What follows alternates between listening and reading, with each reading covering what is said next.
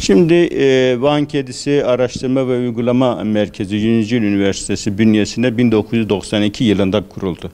Tabii kuruluşunun ilk yıllarında kendini var etmeyle uğraştı. İşte halkın elindeki orijinale yakın türler topladı.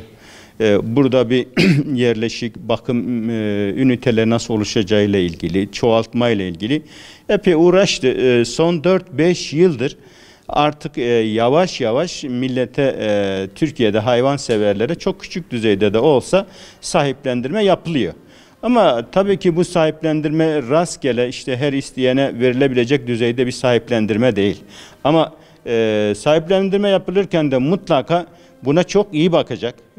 Bundan hiçbir şüphemizin olmaması lazım ve gerçekten bunun neslinin bozulmasına vesile olmayacak aile olmasını isteriz biz. Yani bu bilinçte olsun isteriz ki, çünkü çoğaltacağı zaman da orijinal bir Van kedisiyle çiftleştirerek çoğaltmasını isteriz. Dolayısıyla da bunları göz önünde bulundurarak her sene 100 aileye yakın biz yeniden sahiplendirme yapıyoruz. Yani her sene biz 100 aileyi sıfırdan Van kedisi sahibi yapıyoruz. Dolayısıyla da Van kedisi ailesi böylece büyümeye devam ediyor. Ki bizim temel hedefimiz, nihai hedefimiz aslında her eve bir Van kedisi diye bir hedefimiz var. Tabii ki bu kısa vadeli bir hedef değil, bu uzun vadeli çalışılan bir hedef. Çünkü biz nesli yok olma tehlikesi altında olan bir türü çoğaltıyoruz. Dolayısıyla da bu meşakkatli ve uzun bir yoldur. Dolayısıyla da hedefimizin bu kadar büyük ve uzun olması bize çalışma azmini kazandırıyor. Dolayısıyla da biz sadece Van'da değil, bütün Türkiye'de her eve bir Van kedisi sloganıyla çıktık ve bu hedefimize de yaklaşmak için var gücümüzle çalışıyoruz.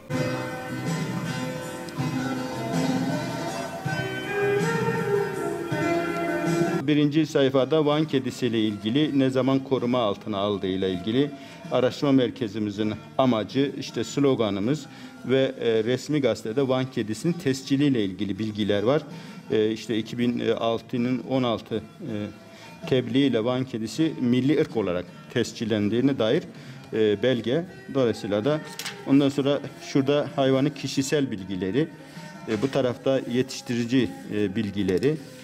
Ondan sonraki şeylerde bu sertifikası, yani kendi nakliye sertifikası lazım olduğu zaman o açıdan şey. Şurada da pedigri bilgileri geliyor. İşte aileleri, annesi, babası. Ondan sonra burada dede, neneleri. Dolayısıyla pedigri kayıtları geliyor.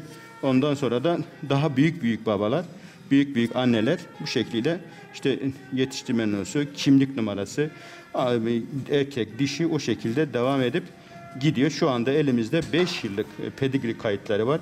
Bu her sene artan kayıtlardı. Buraya da aşılamaları geliyor. Birinci senenin aşıları geliyor. Hangi aşı ne zaman yapılmış, tekrar yapılmış mı, yapılmamış mı?